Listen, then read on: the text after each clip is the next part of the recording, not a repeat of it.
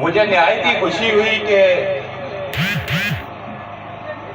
یہ جو اسکول ہے اس کی بنیاد ہے جو راجہ مختار صاحب نے رکھی تھی، اور وہ جو ہے وہ ہر وقت ہم میں شامل رہتے ہیں۔ ہماری تعلیم کا معاملہ ہو، جو بھی معاملات ہوں، راجہ مختار صاحب ہیں جو یہ ان کی کوششوں کا صلہ ہے کہ یہ اسکول قائم ہے۔ اس کے بعد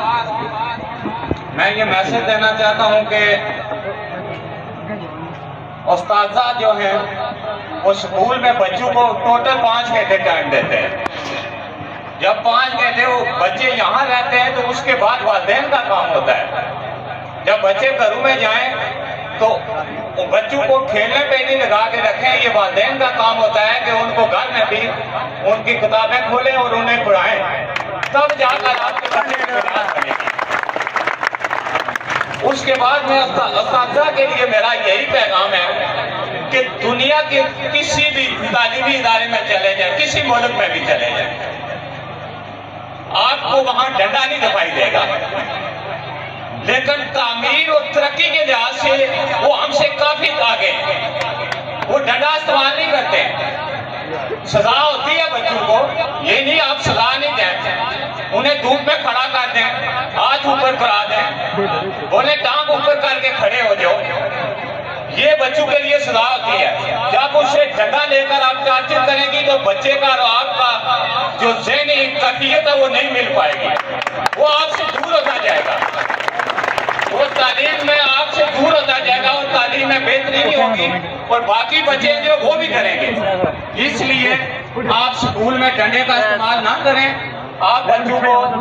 پیار سے پڑھائیں، اور اگر بچہ آپ دیکھیں کہ بہت زیادہ ویک ہے تو اس کو جو ہے آپ اپنی طرف متوجہ کرنے کے لیے آپ کوئی ٹافی لے دیں، وہ اس کو دیں، اور آپ کے ساتھ اس کی توجہ ہو جائے گی اور بہترین وہ پڑھنا شروع ہو جائے گا۔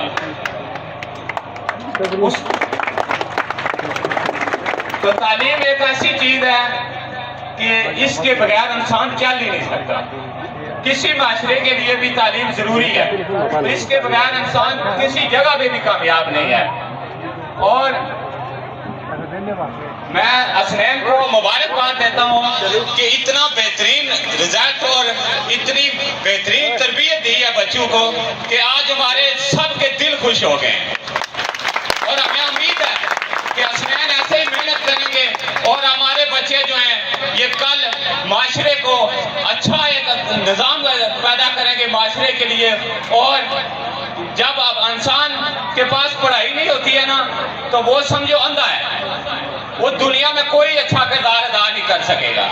اس لیے اگر یہ ادارہ راجہ مختار صاحب نے کھولا ہے تو یہ آپ ٹیچروں کی ذمہ داری ہے کہ آپ بچوں کو اچھی تعلیم دیں اور ان کے اچھے مستقبل کے لیے آپ جو ہے ہمہ وقت ان کے ساتھ ان کو پڑھائیں۔ اور اس کے بعد میں آخری شعر پڑھتا ہوں، آخری شعر کہ ہمت ہے تو کر پیدا، ہمت ہے تو کر پیدا فردوں سے بھری اپنی، مانگی ہوئی جنت سے دوزخ کا عذاب اچھا۔ میں آپ کشمیریوں کے لیے یہ پیغام ہے، میں جہاں بھی جاتا ہوں میں کشمیر کی بات ضرور کرتا ہوں، اور اس لیے کرتا ہوں کہ جب تک آپ کشمیری ہمت نہیں کریں گے ہم ایسے ہی رہیں گے، اور 70-75 سال گزر جائیں ہم کسی کی باہوں کی طرف دیکھ کر یا کسی ملک کی طرف دیکھ کر اپنی آزادی مانگتے ہیں، یہ ایک جھوٹ ہے۔ حقیقت اسی وقت ہوگی جب ایک کشمیری جو ہے اپنے وطن کے لیے، اپنی وطن کی آزادی کے لیے، مقبوضہ کشمیر کے ماؤں بہنوں کے لیے اٹھ کر کھڑا نہیں ہوگا، اس وقت تک انہیں آزادی نہیں نصیب ہوگی اور ہمارے اوپر قرض رہے گا۔ یہ آزاد کشمیر کے لوگ ہیں کہ ہمارے اوپر ان کا قرض ہے، یہ قیامت تک ہمیں معافی نہیں ہوگی۔ اسی پہ میں ختم کرتا ہوں۔